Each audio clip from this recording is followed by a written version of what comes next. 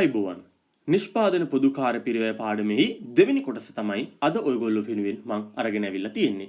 මෙතනදී අපි කතා කරන සූදානම් කොහොමද නිෂ්පාදන පොදු කාර්ය පිරිවැය අභ්‍යාසයක් නිවැරදිව සිදු කරන්න කියලා. හොඳයි. පළවෙනි වීඩියෝවේදී අපි නිෂ්පාදන පොදු කාර්ය පිරිවැය පිළිබඳව හැඳින්වීමක් එහෙම නැත්නම් අභ්‍යාස කර ගැනීමට මුල් ආරම්භයක් අපි ගත්තා. අපි බලමු මොනවද අපි කතා කරේ කියලා පළවෙනි වීඩියෝවේදී. පළවෙනි වීඩියෝවේදී අපි පළමුවෙන්ම කතා කරේ පොදු කාර්ය පිරිවැය කියලා කියන්නේ මොනවද කියන එක හඳුනාගත්තා. අන්න එතනදී අපි කතා කරා පොදු කාර්ය පිරිවැය කියලා කියන්නේ වක්‍ර වියදම් වල එකතුවක් කියලා. මේ වක්‍ර වියදම් අපි හඳුනාගත්තා වක්‍ර ද්‍රව්‍ය, වක්‍ර ශ්‍රමය හා වක්‍ර වෙනත් කියනා වූ ආකාරවලට පවතිනවා කියලා. දෙවෙනියට අපි හඳුනාගත්තේ පොදු කාර්ය පිරිවැය ඒකකයකට ඇතුළත් කරගන්නා වූ ආකාරය. අන්න එතනදී අපි ප්‍රධාන වශයෙන් පියවරයන් 4ක් ගැන කතා කරා. ඉතින් පළමුවෙන් අපි කතා කරේ පොදු කාර්ය පිරිවැය රැස් කිරීම. ඉන් අනතුරු අපි කතා කරා පොදු කාර්ය පිරිවැය ප්‍රතිපාදනය කිරීම.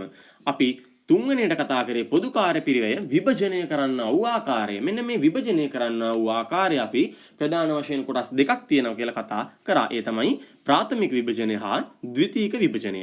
හතරවෙනි පියවර තමයි පොදු කාර්ය පිරිවැය අන්තර්ග්‍රහණය කිරීම. හොඳයි. ඔන්න ඔය කියන්නා වූ කොටස් ටික තමයි අපි පළවෙනි වීඩියෝවේදී කතා කරේ. දෙවෙනි වීඩියෝවේ එහෙම නැත්නම් අද කතා කරන කොටසට තමයි අපි මෙතනින් එහාට යෑමට සූදානම් වෙන්නේ. මම යෝජනා කරන ඔයගොල්ලන්ට පොදු කාර්ය පිරිවැය පිළිබඳව නිවැරදි අවබෝධයක් ලබා ගන්න පළවෙනි වීඩියෝ නැරඹුවේ නැත්නම් පළවෙනි වීඩියෝ නරඹලා දෙවෙනි වීඩියෝවට සම්බන්ධ වන්න කියලා. හොඳයි. අපි යමු අද අපි ආරම්භ කරන තැනට. අද අපි ආරම්භ කරන්න යන්නේ අභ්‍යාසයක් කරන්නේ කොහොමද කියන කතා කරන්න. එතකොට පොදු කාර්ය පිරිවැය අභ්‍යාසයක් කරනකොට අපට ඒ සඳහා වූ નિયમિત ආකෘතියක් එහෙම නැත්නම් මේ සඳහා අපි භාවිතා කරන්නා වූ ආකෘතියක් අපට උපයෝගී කරගන්නට වෙනවා. ඒ ආකෘතිය තමයි මෙන්න මේ තියෙන්නේ. මේකට අපි කියනවා පොදු කාර්ය පිරිවැය විශ්ලේෂණ පත්‍රිකාව කියලා. පළමුවෙන්ම බලන්න මේකේ තියෙනවා අයිතමය. ඒ තමයි අපි එතන හඳුනා ගන්නාවේ පොදු කාර්ය පිරිවැය අයිතමය මොකක්ද කියලා අපි සටහන් කරන්නට ඕනි. දෙවැනියට තියෙනවා විභජන පදනම. ඔයගොල්ලෝ පළවෙනි වීඩියෝ බැලුවා නම් මතක ඇති. විභජනය කරනකොට මම කිව්වා සාධාරණ පදනමක් මත අපි විභජනය කරන්න ඕනි කියලා. අන්න එතකොට මෙන්න මේ විභජන පදනම කියන තැන අපි ඒ විභජනය කරන්නා වූ පදනම මොකක්ද කියලා ලියලා එහි අනුපාතය සටහන් කරන්නට ඕන. ඊට පස්සේ තියෙනවා මුළු අගය. ඒ කියන්නේ අපි හඳුනාගත්තා පොදු කාර්ය පිරිවැය අයිතමේෙහි මුළු අගය කොපමණද කියලා මෙතන සටහන් කරන්නට ඕනි. ඊළඟට තියෙනවා නිෂ්පාදන දෙපාර්තමේන්තුව හා සේවා දෙපාර්තමේන්තුව. එහි ඇති වෙනත් දෙපාර්තමේන්තු කුඩා දෙපාර්තමේන්තුව මා වෙන් කර මෙතන දක්වලා තියෙනවා. මෙතන මා සටහන් කරලා තියෙන්නේ නිෂ්පාදන දෙපාර්තමේන්තුවේ 11 අංශය සහ නිමැවුම් අංශය, සේවා දෙපාර්තමේන්තුවේ ආපන ශාලාව හා ගබඩාව පවතිනවා කියලා. මීට වැඩිපුර මේ දෙපාර්තමේන්තුක අපි හිතමු නිෂ්පාදන දෙපාර්තමේන්තුවේ තියෙනවා A B C D කියලා අංශ 4ක්. එහෙනම් මේක තවත් දිගු වෙනවා.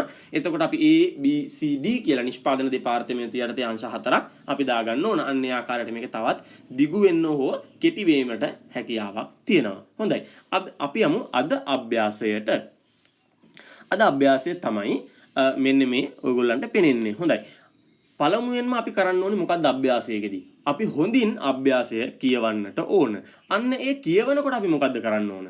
කියවනකොට මේ හැම අකුරක්ම හැම වචනයක්ම නිවැරදි අවබෝධයකින් අපි කියවන්නට ඕනි. එතකොට අපට අවබෝධ වෙනවා මෙන්න මේ තොරතුරු දීලා තියෙන්නේ මේ ගානේ අන්න අර කියන තැන හදාගන්න තමයි මේ තොරතුරු දීලා තියෙන්නේ කියලා. අන්න ඒ කියන දේ අනිවාර්යෙන්ම ඔලුවට ගන්න. මොකද නැත්නම් අපට ගාන හදාගන්න බෑ. මේ තොරතුරු දීලා තියෙන්නේ, මේ ගැළපිල්ල දීලා තියෙන්නේ, මේ සංඛ්‍යාව දීලා තියෙන්නේ, මේ අනුපාතය දීලා තියෙන්නේ. අර කියන උත්තරේ ගන්න. අන්න අතන හදාගන්න කියන එක අනිවාර්යෙන්ම ගාන කියද්දී අපි හොඳ අවබෝධයෙන් ඔලුවට දාගන්නටම ඕන. අපි යමු අභ්‍යාසයට. මලියා සහ නදීර විසින් ආරම්භ කර පවත්වාගෙන යනු ලබන සීමා සහිත මැක්ස් පොදු සමාගම සෙල්ලම් රිමෝට් කාර් නිෂ්පාදනය කරයි. මේ සඳහා ඔවුන් 11 හා නිමැවුම් ලෙස නිෂ්පාදන දෙපාර්තමේන්තු 2ක් හා ගබඩාවක් පවත්වාගෙන යනු ලබයි.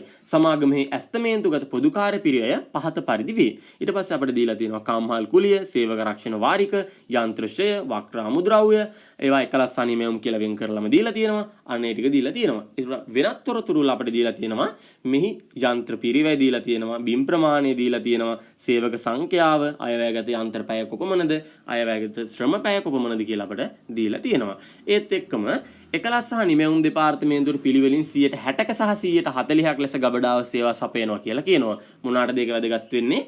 ද්විතීක විභජනය කරන්න එක වැදගත් වෙනවා. ඊට පස්සේ කියන පහත පදනම් වලට අනුව පොදු කාර්ය පිරිවැය අන්තර්ග්‍රහණය කරයි. එකලස් දෙපාර්තමේන්තු යන්ත්‍ර පැය පදනමට අන්තර්ග්‍රහණය කරනවා. නිමැවුම් දෙපාර්තමේන්තු ශ්‍රම පැය පදනමට අන්තර්ග්‍රහණය කරනවා කියලා. ඔන්න දැන් ඔයාලගේ ඔළුවට එන්න ඕනි කොහොමද අන්තර්ග්‍රහණය කරන්නේ කියන එක.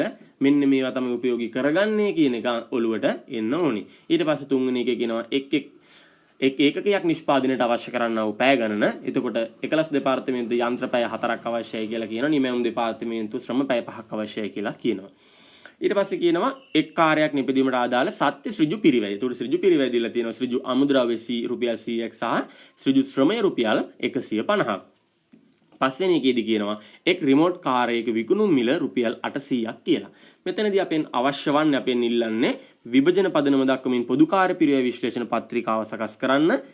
එතනදී අනිවාර්යෙන් කියනවා ද්විතීක විභජනයේද ඇතුළත්ව කියලා. ඊට පස්සේ දෙවෙනියේදී කියනවා පොදු කාර්ය පිරිවැය අන්තර්ග්‍රහණ අනුපාතය ගණනය කරන්න. තුන්වෙනියට තියෙනවා එක් රිමෝට් කාර් රථයක නිෂ්පාදන පිරිවැය. හතරවෙනියට තියෙනවා සමාගම කාර් රථ 250ක් අලෙවි කරයි නම් සමාගමේ ලාභය.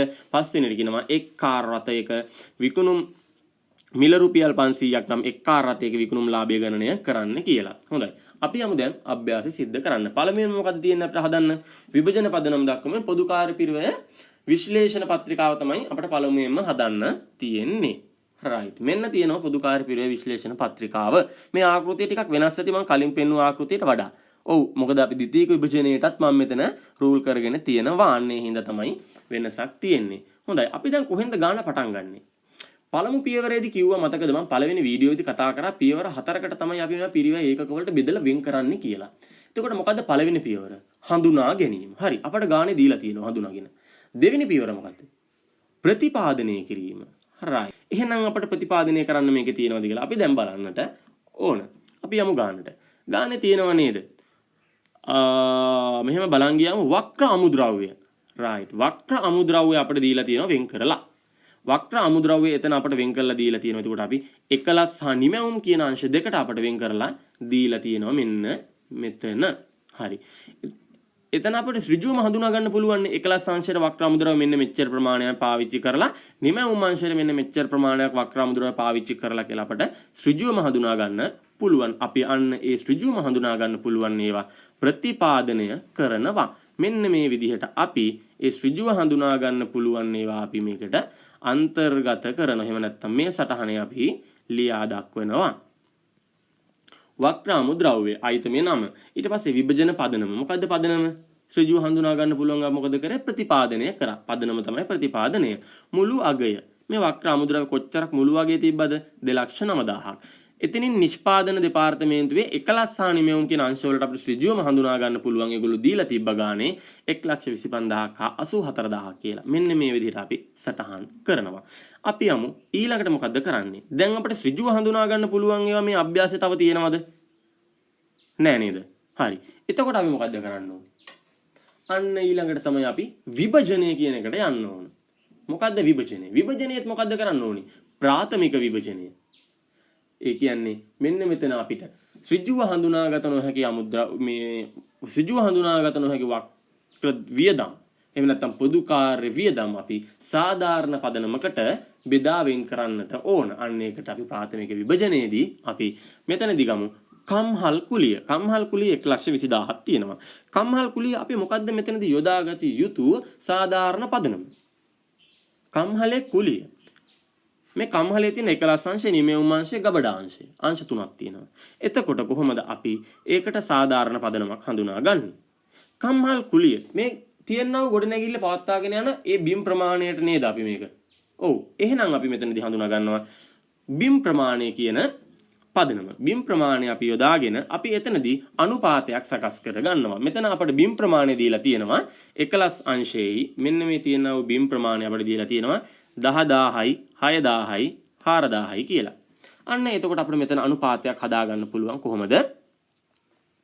10ට 6ට 4. අපි ඒක තවත් සුළු කරොත් අපිට දෙකෙන් බෙදෙනව නේද?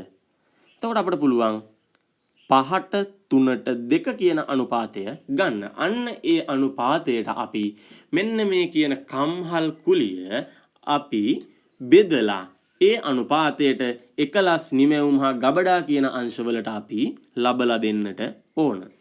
right. මෙන්න මේ විදිහට අපි එක සටහන් කරනවා. කම්හල් කුලිය බිම් ප්‍රමාණය කියන විභජන පදනම යටතේ 5ට 3ට 2 අනුපාතයට මුළු වගේ 1,20,000ක් වෙන කම්හල් කුලිය අපි බෙදලා වෙන් කරනවා 60,000යි 36,000යි හා 24,000ක් ලෙසට. ඊළඟට මොකද්ද තියෙන්නේ? සේවක රක්ෂණ වාරික. සේවක රක්ෂණ වාරිකනේ. එතකොට සේවකයන් තමයි රක්ෂණය කරන්නේ. එතකොට අංශවල වැඩ කරන පදනම මොකක්ද අපි යොදාගන්න? සේවක සංඛ්‍යාව. මෙන්න මේ සේවක සංඛ්‍යාව කියන පදනම යොදාගන්නමින් තමයි අපි මේක විභජනය කරන්නේ. එතකොට මෙතනදී අපි සේවක රක්ෂණය සේවක සංඛ්‍යාව 5ට 3ට 2 අනුපාතයට සමස්ත අගයේ තියෙන මුළු අගයේ තියෙන 80000ක් එකලස් අංශයට 40000ක් නිමෙවුම් අංශයට 24000ක් හා ගබඩාවට 16000ක් කියන විදිහට බෙදලා වෙන් කරනවා. ඊළඟට මොනවද තියෙන්නේ අපිට? ඊළඟට අපිට තියෙන්නේ යන්ත්‍රශය. යන්ත්‍රශය 50000ක් අපිට තියෙනවා. යන්ත්‍රශය වෙන් කරන්නේ කොහොමද? යන්ත්‍රශය වෙන් කරන්නේ අපි මෙතන දීලා තියෙන පදනම් පොඩ්ඩක් බලනවා. යන්ත්‍ර පිරිවැය දීලා තියෙනවා. බිම් ප්‍රමාණය සේවක සංඛ්‍යාව පාවිච්චි කරා. අයවැයගත යන්ත්‍ර පැය තියෙනවා. අයවැයගත ශ්‍රම පැය තියෙනවා. මෙතනදී තව දෙයක් කියන්න ඕන. මේක දෙපාරක් පාවිච්චි වුණාට කමන්නේ. බිම් ප්‍රමාණය අපිට තව මොන හරි ආවොත් වරිපණම් ගාස්තු ඇවිල්ලා තිබ්බොත් වරිපණම් ගාස්තු ඇවිල්ලා තියෙනවා නම් අපිට බිම් ප්‍රමාණයට නැවතත් වර්ග කරන්න පුළුවන්. ඒක මම එකපාරක් ගත්තා. අපි ඉස්සර කාලේ උත්තර යා කරනකොට නිවැරදි පිළිතුරට යා කරනකොට ආයෙකට මේක යා කරනනම් ආයෙක ගන්න බෑනේ. එහෙම නැත්නම් වරහන් ඇතුලේ තියෙන වචන තෝරලා දාන්නේ කොහම මේ වචනේ තෝරාගත්තා අනිත් එකට දාන්න බෑනේ. එහෙම ඕනේ නැහැ. මෙතනදී අපිට පුළුවන් මේක නැවත භාවිතා කරන්න. හැබැයි මෙතන මේ අභ්‍යාසයේ එහෙම අවස්ථා නැහැ. හොඳයි.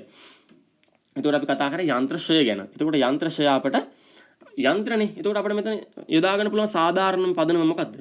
මෙන්න මේ කියන යන්ත්‍ර පිරිවැය. එතකොට යන්ත්‍ර පිරිවැය බලනකොට ගබඩාවට නෑ. ඉතින් ගබඩාවේ අපි යන්ත්‍ර පාවිච්චි කරන්නේ නෑනේ. එතකොට යන්ත්‍ර තියෙන්නේ එකලස් අංශය සහ නිමෙවුම් අංශය. අන්න එහි තමයි ශ්‍රේය අපි ගණනය කරලා තියෙන්නේ. අන්න එතකොට මේ දෙකට අපි බෙදලා වෙන් කරන්නට අවශ්‍යයි. එතකොට මෙන්න මේ විදිහට අපි යන්ත්‍රශය වෙන් කරනවා. එතකොට යන්ත්‍ර පිරිවැය තමයි අපි යොදාගත්ත පදනම 3ට 2 කියන අනුපාතයට සමස්ත අගයේ 50000යි. ඒක අපි එකලස් අනිමෙවුම් අංශ වලට 3ට 2 අනුපාතයට බෙදනවා. ඒ කියන්නේ 30000ක් සහ 20000ක් ලෙසට. අපිට තව තියෙනවද මොනවා හරි? නෑ නේද? අපිට තිබ්බ පොදුකාර පිරිවේ අයිතමයන් ටික ඔක්කොම අපි ගත්තා. හරි. අපි ගත්තනේ. දැන් ඊට පස්සේ අපි මොකද කරන්න ඕන? අපි මේ ගත්තා උපදුකාර පිරිවේ අයිතම ටික අපි මේ ටික දැන් සම්පූර්ණයෙන් සටහන් කරලා ඉවරයි. ඒ කියන්නේ විභජනය ප්‍රාථමික විභජනය කරලා ඉවරයි. දැන් අපි මේ ටික පහලට එකතු කරන්නට ඕන. මෙන්න මේ විදිහට. එතකොට මුළු වගේ එනවා අපිට 4,59,000ක්. ඊට පස්සේ අපිට එකලස් අංශයගේ දෙනවා 2,55,000ක්. නිමෙවුම් අංශයේ තියෙනවා 1,64,000ක්. සගබඩාවේ තියෙනවා 40,000ක්. ඊට පස්සේ කියනවා අපි මේ ප්‍රශ්නේ තිබ්බා නේද? ද්විතීයික විභජනයේද ඇතුළත්ව කියලා. ඒක තිබ්බත් නැතත් අපි පොදුකාර පිරිවේ ගාන ඉදිරියට කරගෙන යනවා නම් අපේ ගානේ තියෙනවා නම් සේවා දෙපාර්තමේන්තුවක් අපි අනිවාර්යෙන් ද්විතීයික විභජනය කළ යුතුයි. කොහොමද ද්විතීයික විභජනය අපි කරන්නේ? ද්විතීයික විභජනය කරන්නේ මේ ගානේ අපට කියනවා නේද මෙන්න මෙතන මේ පළවෙනි ගැළපිල්ලේ මෙන්න මෙතන කියනවා නේද එකලස් සහ නිමෙවුම් දෙපාර්තමේන්තු වලට පිළිවෙලින් 60%ක් සහ 40%ක් ලෙස ගබඩාව සේවා සපයයි. ඇයි මේ සේවා අංශයේ තියෙනා වූ දේවල් අපි විභජනය කරන්නේ? ද්විතීයික විභජනය කරන්නේ. මතකද මම පළවෙනි වීඩියෝදී කතා කරා. ද්විතීයික විභජනය අපි කරන්නේ මොකද මේ සේවා අංශ තියෙන්නේ මේ නිෂ්පාදන අංශ වලට සේවා සැපයීමට. නිෂ්පාදන අංශ වලට සේවා සැපීම නිසායි අපි සේවා අංශ පවත්වාගෙන යන්නේ.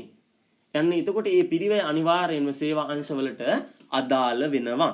අන්න ඒ හින්දා අපි සේවා අංශවලට ද්විතීයික විභජනය කරනවා. එතකොට මේ ගානේ කියනවා 40%ක් සහ 60%ක් ලෙස තමයි සේවා සපයන්නේ කියලා. අන්න එතකොට අපි මේක ද්විතීයික විභජනය කරනවා මෙන්න මේ විදිහට. මෙන්න මේ විදිහට අපි ද්විතීයික විභජනය කරනවා. ගබඩාවේ වියදම ද්විතීයික විභජනය කියන පදනම යටතේ 3ට 2 අනුපාතයට. ඒ කියන්නේ 140 සහ 160 අපි සුළු කරලා අරගෙන මෙන්න මේ 3ට 2 කියන අනුපාතය හදා ගන්නවා. එතකොට මේ 40000 3ට 2 අනුපාතයට බෙදා වෙන් කරාම එකලස් අංශයට 24000කුත් නිමෙවුම් අංශයට 16000කුත් විභජනය වෙනවා. අන්න ඊට පස්සේ අපි දැන් පොදුකාර පිරිවේ විශ්ලේෂණ පත්‍රිකාවේ අදාළ කොටස් සිදු කරාමාරයි. දැන් අපි මොකද්ද කරන්න ඕනේ මේ ටික එකතු කරගන්න ඕන.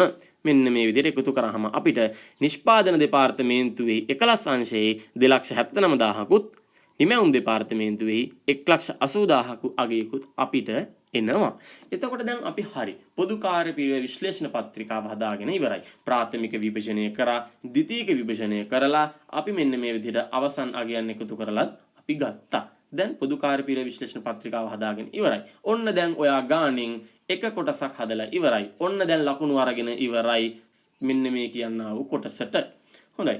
ඊළඟ ප්‍රශ්නේ මොකක්ද අපිට තියෙන දෙවෙනි ප්‍රශ්නේ? දැන් පළවෙනි ප්‍රශ්නේ අපි කරලා ඉවරයි. ඒක හරි. ඊළඟට අපිට තියෙන දෙවෙනි ප්‍රශ්නේ. පොදු කාර්ය පිරිවෙ අන්තර්ගහන අනුපාතය ගණනය කරන්න. දැන් අප අන්තර්ගහන අනුපාතය ගණනය කරන්න ඕන. මම ඔයාලට කිව්වා අන්තර්ගහන අනුපාතය පළවෙනි වීඩියෝදී කතා කරා. අනුපාත අපි 6ක් කතා කරා උසස් පෙළට. අන්න ඒ 6ට අනුව තමයි අපි මෙතන අන්තර්ගහනය කරන්නට ඕන.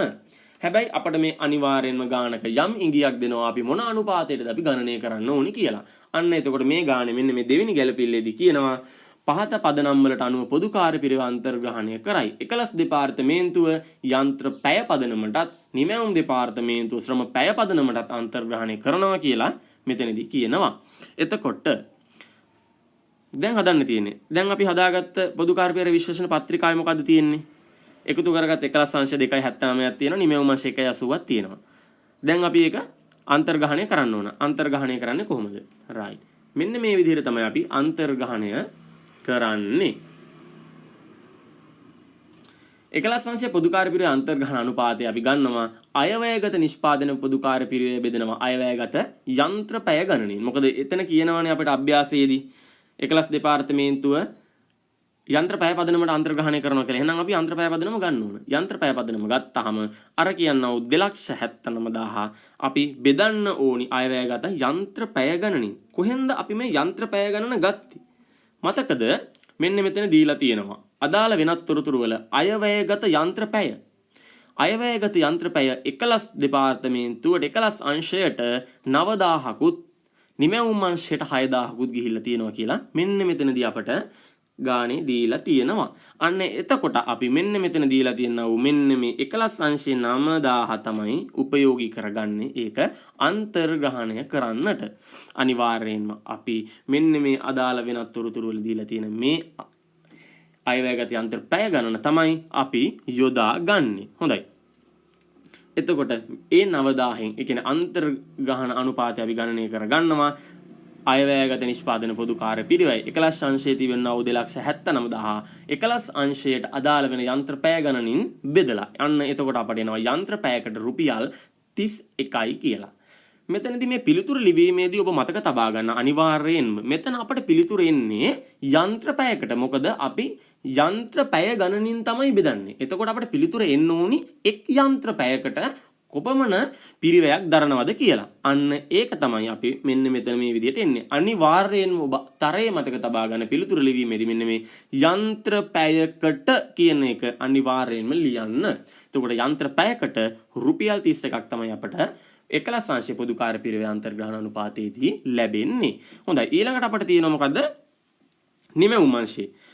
නිමැවුම් අංශයේ අන්තර්ග්‍රහණ අනුපාතය ගණනය කරන්න. නිමැවුම් අංශ අන්තර්ග්‍රහණ අනුපාතය කොහොමද ගණනය කරන්නේ? ශ්‍රම පැය පදනමට කියලා කියනවා. ශ්‍රම පැය පදනමට අන්තර්ග්‍රහණය කරනවලු. එහෙනම් අපි යනවා ඊට පස්සේ ශ්‍රම පැය පදනම හොයාගන්න. ශ්‍රම පැය කොච්චරක් වැය වෙලාද කියලා. මෙන්න මෙතන අපිට ඊට පස්සේ දීලා තිනවා මෙන්න ශ්‍රම පැය නිමැවුම් අංශයට ශ්‍රම පැය 5,000ක් යනවා කියලා. අන්න ඒ 5,000 අපි අරගෙන අපි හදනවා අන්තර්ග්‍රහණ අනුපාතය. එතකොට නිමැවුම් අංශයේ පොදු කාර්ය පිරිවෙ අන්තර්ග්‍රහණ අනුපාතය අපි ගන්නේ පොදු කාර්ය පිරිවෙය අයවැයගත නිෂ්පාදන පොදු කාර්ය පිරිවෙ නිමැවුම් අංශයේ බෙදනවා අයවැයගත ඍජු ශ්‍රම පැය ගණනින්. ඍජු ශ්‍රම පැය ගණනින්. එතකොට අපිට කොච්චරක් ඇවිල්ලා තියෙනවද? 1,80,000ක් ඇවිල්ලා තියෙනවා නිමැවුම් අංශයේ අන්තර්ග්‍රහණ පොදු කාර්ය පිරිවෙය. ඊට පස්සේ ඍජු ශ්‍රම පැය ගණන අපි ඉස්සෙල්ලා ගත්තා 5,000යි කියලා. අන්න එතකොට අපිට එනවා ශ්‍රම පැයකට රුපියල් 36යි කියලා. මෙන්න මේ විදිහට තමයි අපි අන්තර්ග්‍රහණ අනුපාත ගණනය කරගන්නේ. අපි හිතන්න මෙතන දීලා තිබ්බ වෙන මොකක් හරි පදනමක්. එහෙම නැත්නම් වෙන මොකක් හරි අන්තර්ග්‍රහණ අනුපාතයක් දීලා තියෙනවා. මෙන්න මෙතන මේ වෙනත් තොරතුරු වල අපිට දීලා තියෙනවා මේ අන්තර්ග්‍රහණ අනුපාතය මෙන්න මේ යන්ත්‍ර පැය ශ්‍රම පැය නෙවෙයි වෙන මොකක් හරි අනුපාතයක්. අපි අර කතා කරපු 6ට අනුව. අන්න එතකොට අන්න ඒ කියනා වූ අනුපාතය අපි ගන්නවා. එතකොට මෙන්න මෙතන මේ වගේ දීලා තියෙන වෙනත් තොරතුරු වල ඔයගොල්ලන්ට දීලා තියෙනවා අනිවාර්යයෙන්ම අන්න එතනට වැය වුණ පැය ගණන හෝ අදාළ ගණන දීලා තියෙනවා. හොඳයි. ඊළඟට මොකද්ද කරන්න තියෙන්නේ? අපි දැන් පොදු කාර්ය පිරිවෙ අන්තර්ග්‍රහණ අනුපාතත් ගණනය කරගත්තා. ඊළඟට තියෙන්නේ එක් රිමෝට් කාර් රථයක නිෂ්පාදන පිරිවැය ගණනය කරන්න. කොහොමද නිෂ්පාදන පිරිවැය ගණනය කරන්නේ? නිෂ්පාදන පිරිවැය ගණනය කරද්දී අපිට මොනවද අවශ්‍ය වෙන්නේ? නිෂ්පාදන පිරිවැය ගණනය කරද්දී සමස්ත නිෂ්පාදන පිරිවැය අපි ගණනය කරන්න ඕනේ. සමස්ත නිෂ්පාදන පිරිවැය අපි ගණනය කරනකොට අපට ඒ සඳහා දරපු ප්‍රාථමික පිරිවැයත් මෙන්න මේ වක්‍ර පිරිවැයත් කියන දෙකම අදාළ කරගත යුතුයි. දෙකම අදාළ කරගත යුතුයි. මොකද අපි ගණනය කරන්නේ මෙතන අපට අභ්‍යාසය කියන්නේ සමස්ත පිරිවැය ගණනය කරන්න කියලා. මුළු පිරිවැය රිමෝට් කාර් එක නිෂ්පාදන මුළු පිරිවැය ගණනය කරන්න කියලා කියන්නේ. අන්න එතකොට අපිට අනිවාර්යෙන් ප්‍රාථමික පිරිවැයත් අදාළ වෙනවා. අපි දැන් කොහොමද ප්‍රාථමික පිරිවැය ගන්නෙ? ප්‍රාථමික පිරිවැය ගන්නේ මෙන්න මෙතන අපිට ගානේ දීලා තියෙනවා. එක් කාර් රථයක් නිෂ්පාදනය කිරීමට අදාළ ඍජු පිරිවැය. එක් කාර් රථයක් නිපදවීමට අදාළ ඍජු පිරිවැය අපිට දීලා තියෙනවා. අන්න එතකොට ඍජු අමුද්‍රව්‍ය රුපියල් 100ක් ඍජු ශ්‍රමය 150ක් කියලා අපිට දීලා තියෙනවා. මෙන්න මේ කියන වූ පිරිවැයන් දෙකේ එකතුව තමයි ප්‍රාථමික පිරිවැය වෙන්නේ. ඊට පස්සේ අපි ගන්න ඕනේ මොකද්ද? වක්‍ර පිරිවැය. වක්‍ර පිරිවැය කොහොමද ගන්නෙ? වක්‍ර පිරිවැය අපි ගන්නේ අපි හදාගත්තා වූ අර අන්තර්ග්‍රහණ අනුපාත පදනම් කරගනිමින්. මෙන්න මේ විදිහට තමයි මේ අභ්‍යාසය සිද්ධ කරන්නේ. හොඳයි. ඍජු පිරිවැය අරන් තියෙනවා මෙතනදී අපි 100යි කියලා. ඍජු ශ්‍රම පිරිවැය අරන් තියෙනවා 150යි කියලා. ඊට පස්සේ ප්‍රාථමික පිරිවැය මේ අගයන් දෙකේ එකතුව අරන් තියෙනවා 250යි කියලා. ඊට පස්සේ මොකද කරලා තියෙන්නේ? එකලස් අංශයේ පොදු කාර්ය පිරිවැය. එකලස් අංශයේ පොදු කාර්ය පිරිවැය 31 ගුණ කිරීම 4 සමාන 124යි. නිමැවුම් අංශයේ 36 ගුණ කිරීම 5 සමාන 180යි කියලා අරන් තියෙනවා. කොහොමද මේ දෙක ගත්තේ? මොනවා ගුණ කරලා දරන් තියෙන්නේ? අන්න එතන තමයි අපිට වැදගත් වෙන්නේ. ඒක අරන් තියෙන්නේ අප ගත්ති මෙන්න මේ අන්තර්ග්‍රහණ අනුපාත පදනම් කරගනිමින්. එතකොට මෙතනදී කියනවා එකලස් අංශයේ යන්ත්‍ර පැයකට රුපියල් 31ක් යනවා, නිමැවුම් අංශයේ ශ්‍රම පැයකට රුපියල් 36ක් යනවා කියලා. එතකොට මේ අභ්‍යාසයේදී අපිට මෙතන දීලා තියෙනවා එක් ඒකකයක් නිෂ්පාදනය කිරීමට අවශ්‍ය පැය ගණන. එක් ඒකකයක් නිෂ්පාදනය කිරීමට අවශ්‍ය පැය යන්ත්‍ර පැය 11 අංශයට පැය 4ක් යනවා කියලා කියනවා, ශ්‍රම පැය 5ක් යනවා කියලා කියනවා. එහෙනම් ප්‍රශ්නයක් නෑ නේද? එකක් නිපදවන්න අවශ්‍ය පැය ගණන මෙතන දීලා තියෙනවා. අතනින් අපි ගත්ත අන්තර්ග්‍රහණ අනුපාත ගණනය කරලා ගත්ත අපි එක් පැයකට කොච්චරක් යනවද කියලා. පැය ගණන දීලා තියෙනවා. එක් පැයක් ගාන අපි දන්නවා. එහෙනම් ප්‍රශ්නයක් නෑනේ.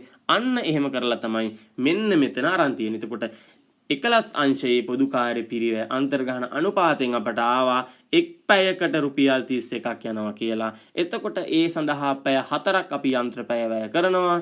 අන්න ඒක ඒ පැය ගාණෙන් ගුණ කරාම අපිට මෙන්න මේ විදිහට 1,24,000ක් කියලා, එහෙම නැත්නම් 124ක් කියලා සමා වෙන 124ක් කියලා අපිට ගාණේ එනවා.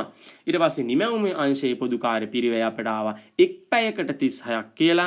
එහෙමනම් එක් රිමෝට් කාර් රථයක් නිෂ්පාදනය කරන්න පැය 5ක් යනවා. එහෙනම් 36 ගුණ කිරීම 5 අපට එනවා 180ක්. අන්න ඒ විදිහට තමයි අපි මුළු වක්‍ර පිරිවැය හඳුනා ගන්නෙ. මුළු වක්‍ර පිරිවැය ඒ විදිහට හඳුනාගත්තට පස්සේ අපි මෙන්න මේ විදිහට ඒ මුළු වක්‍ර පිරිවැය අපි එකතු කරලා 304යි කියලා ගන්නවා. එතකොට අපිට මෙතන තියෙනවා ප්‍රාථමික පිරිවැය තියෙනවා, වක්‍ර පිරිවැය තියෙනවා. එහෙනම් ප්‍රාථමික පිරිවැය හා වක්‍ර පිරිවැය එකතුව තමයි මුළු නිෂ්පාදන පිරිවැය වෙන්නේ. ඒ දෙක එකතු කරලා මෙන්න මේ විදිහට අපි 554යි කියලා මුළු නිෂ්පාදන පිරිවැය ගණනය කර ගන්නවා.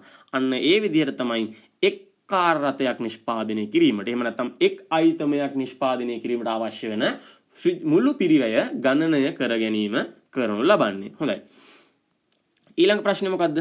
දැන් අපි තුන්වෙනි ප්‍රශ්නෙත් කරලා ඉවරයි. හතරවෙනි ප්‍රශ්නේ තියෙන්නේ සමාගම කාර් රථ 250ක් අලෙවි කරයි නම් සමාගමෙහි ලාභය. මේ තරම් දුරට ගාන හදාගත්තට පස්සේ මෙතනින් එහාට ගාන හදන එක ඔයාලට හරිම ලේසි. ඉතාමත්ම ලේසි. මොකද ඒක සරලයි. ඒක සරල ගණිතයේ තියෙන්නේ. අපි සාමාන්‍ය කඩේට ගිහිල්ලා බඩු ගන්න එක ගැන තමයි මෙතන තියෙන්නේ. මේ ටික හදාගන්න එක හරි ලේසි. එතනදී මොකද්ද කියන්නේ? කාර් රථ 250ක් අලෙවි කරනවා කියලා කියනවා. සමාගමේ ලාභය කොච්චරද කියලා කියනවා. අපි දැන් දන්නවා එක් කාර් රථයක පිරිවැය එකක් හදන්න මෙච්චර වියදමක් යනවා කියලා. එතකොට ලාභය හොයන්න මොකද්ද? විකුණු මිල සහ අපට පිරිවැය තමයි අපට ඕන. මෙන්න මෙතන ගාණය අපට දීලා තියෙනවා. පස්වෙනි ගැලපෙල්ලේදී එක් රිමෝට් කාර් රථයක විකිණුම් මිල රුපියල් 800යි කියලා. රුපියල් 800යි කියලා විකුණුම් මිල දීලා තියෙනවා. රයිට්. එහෙනම් දැන් අපිට තියෙනවා විකුණුම් මිල තියෙනවා, අදාළ පිරිවැය තියෙනවා. එහෙනම් දැන් ගණනය කරගන්න තමයි තියෙන්නේ. කොහොමද ගණනය කරගන්නේ? ගණනය කරගන්නේ මෙන්න මේ කියන ආකාරයට තමයි ගණනය කරගන්නේ. එතකොට කාර් රථයක විකුණුම් මිල රුපියල් 800යි නම් කාර් රථ අර 250ක විකුණුම් මිල කීයද? 800 ගුණ කිරීම 250 රුපියල් ලක්ෂ 2යි. ඊට පස්සේ කාර් රථ නිමැවුම් පිරිවැය. අපි මේ තුන්වෙනි ගානේදී ගත්තා එක් කාර් රථයක පිරිවැය 554යි කියලා. එක් කාර් රථයක 554යි නම් කාර් රථ 250කට පිරිවැය කීයද? 1,38,500යි කියලා අපි ගන්නවා. අන්න එතකොට පෙන්නනවා කාර් රථ විකුණුම් ලාභය විකුණුම් මිලෙන් පිරිවැය අඩු කරාම මෙන්න මේ විදිහට අපිට මෙතන කාර් රථ විකුණුම් ලාභය 61,500යි කියලා අපිට පිළිතුර ලැබෙනවා. මේක අපිට තවත් විදියකට හදන්න පුළුවන්. ඒ තමයි මෙන්න මේ කියන ආකාරයට. අපි දන්නවා එක් කාර් රථයක විකුණුම් මිල රුපියල් 800යි. ඊට පස්සේ අපි දන්නවා එක් කාර් රථයක පිරිවැය රුපියල් 554යි. එහෙනම් අපිට එක් කාර් රථයක ලාභය මෙතන ගණනය කරගන්න පුළුවන් නේද? right.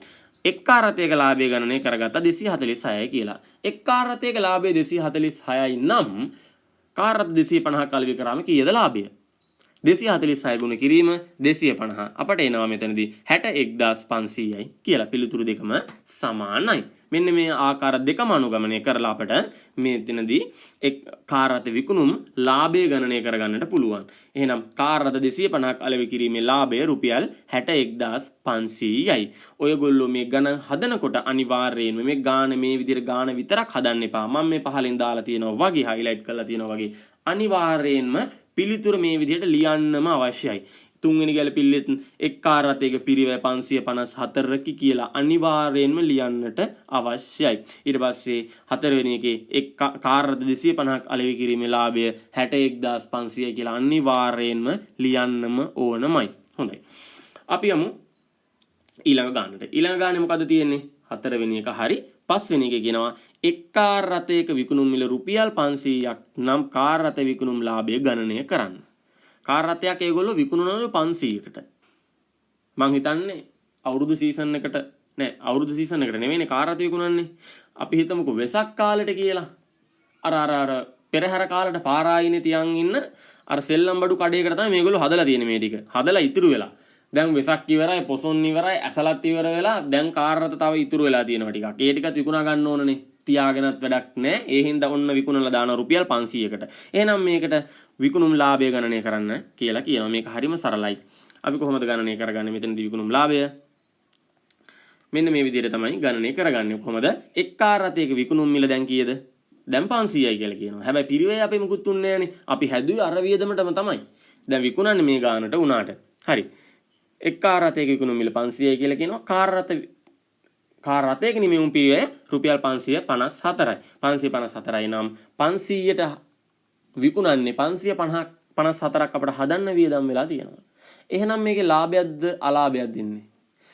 500ට විකුණන්නේ 554ක පිරිවැයක් දරලා. එහෙනම් 54ක අලාභයක් එනවා. අන්න එතනදිත් අපි අනිවාර්යයෙන්ම මේ කියන විදිහට එක් කාර් රථයක් අලෙවි කිරීමේ ලාභය රුපියල් 54යි කියලා අලාභය රුපියල් 54යි කියලා අනිවාර්යයෙන්ම ලියන්නට ඕනි. එහෙනම් මෙන්න මේ විදිහට හරිම සරල ගානක් තමයි පොදු කාර්ය පිරිවැය කියලා කියන්නේ. දැන් මම හිතන්නේ ඕගොල්ලන්ට පූර්ණ අවබෝධයක් එන්න ඇති ගානක් හදන හැටි. එතකොට අපි මෙන්න මේ කියන මලියා සහ නදීර විසින් ආරම්භ කර පවත්වාගෙන යනු ලබන සීමා සහිත මැක්ස් පොදු සමාගමේ මේ දවස්වල ටිකක් ප්‍රසිද්ධ චරිත දෙකක් තමයි මෙන්න මේ සීමා සහිත මැක්ස් පොදු සමාගම කරගෙන ගිහිල්ලා තියෙන්නේ.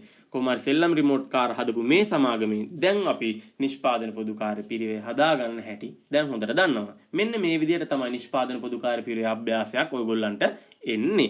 මේ විදිහට කිව්වට මේකේ වෙනස් වීම් ඇති වෙලා යම් එකතු වීම යම් අඩු වීම එකතු වෙලා. හැබැයි ඒවා හරි සරලයි. මෙන්න මේවා තමයි ප්‍රධාන කරුණු මේ ගානේ. මෙතනදී අපිට මේ පොදු කාර්ය පිරිවැය විශ්ලේෂණ පත්‍රිකාව හදාගන්න පුළුවන් වුණා නම් මෙන්න මේ කියන අන්තර්ගහන අනුපාත ටික හදාගන්න පුළුවන් වුණා නම් මුළු නිෂ්පාදන පිරිවැය අපට හදාගන්න පුළුවන් වුණා නම් මේ ගාන අනිවාර්යෙන් අපි සම්පූර්ණයෙන්ම ලකුණු ටික අරගෙන හමාරයි. ඊට පස්සේ අපි හදපු 4 සහ 5 කියන්නේ ඊටාත්ම පොඩි දේවල් සාමාන්‍ය දැනීමෙන් අපිට කරන්න පුළුවන් කොටස් දෙකක්. එහෙනම් හරිම සරලයි. ඔයගොල්ලන්ට දැන් තේරෙන්නේ නැති මේ අභ්‍යාසය ගොඩක් සරලයි කියලා. එහෙනම් මෙන්න මේ වගේ ගොඩක් සරල අභ්‍යාසයක් තමයි මේ පොදු කාර්ය පිරිවැය කියලා කියන්නේ. එහෙනම් මේ වගේ සරල හරිම ලේසියෙන් ලකුණු ගන්න පුළුවන් එකක් තමයි නිෂ්පාදන පොදු කාර්ය පිරිවැය කියලා කියන්නේ. පළවෙනි වීඩියෝ සහ දෙවෙනි වීඩියෝ හොඳින් නරඹන්න. හොඳින් නරඹලා ඕගොල්ලෝ තේරුම් ගන්න මෙන්න මේ පොදු කාර්ය පිරිවැය විශ්ලේෂණ පත්‍රිකාව කොහොමද හදන්නේ ඊට පස්සේ අපි අන්තර්ග්‍රහණය කරගන්නේ කොහොමද කියන එක අවබෝධ කරගෙන මෙන්න මේ ගාන අනිවාර්යෙන්ම හදන්න. ඔයගොල්ලන්ට මම මේක තව දෙයක් කියන්නම්. මේ අභ්‍යාස හොඳට පුහුණු කරන්න. කොහොමද පුහුණු කරන්නේ? ඔයගොල්ලන් ගන්න ඔයගොල්ලෝ ළඟ තියෙන පාස් පේපර් පොත. ඊට පස්සේ ඔයගොල්ලෝ ළඟ තියෙන වෙනත් උපකාරක පන්තිවල ඉස්කෝලෙන් දුන්න පේපර්. අන්න ඒවා අරගෙන මේ පොදුකාර පිරිවේ අභ්‍යාස එක දිගට කරගෙන යන්න. පසුගිය පාස් පේපර් 10ක විතර කරන්න. ප්‍රශ්න පත්‍ර 10ක විතර කරන්න. ගණන් 20ක් 30ක් 50ක් 60ක් හදන්න. අන්න එක දිගට හදන්න පොදුකාර පිරිවේ. අන්න එතකොට මේ පොදුකාර පිරිවේ නිවැරදිව හොඳටම අවබෝධ වෙනවා ඔයගොල්ලන්ට. හොයලා හදන්න. අන්න එතකොට නිවැරදිව අවබෝධ වෙනවා. එහෙනම් මෙන්න මේ වාගේ කියනවා සරල ගානක් තමයි පොදුකාර පිරිවේ කියලා කියන්නේ. එහෙනම් ඔයගොල්ලෝ හැමෝම හොඳින් උත්සාහ කරන්න. ඉදිරියේදී එන උසස් පෙළ විභාගය අපි හිතන තරම් සරලත් නෑ, හිතන තරම් අමාරුත් නෑ. වැඩ කරොත් ජය ගන්න පුළුවන්. එහෙනම් ඔයගොල්ලෝ හැමෝටම මම උසස් පෙළ විභාගයට සුබ පතන ගමන් අපි ඊළඟ තවත් පාඩමකින් හමු වෙමු.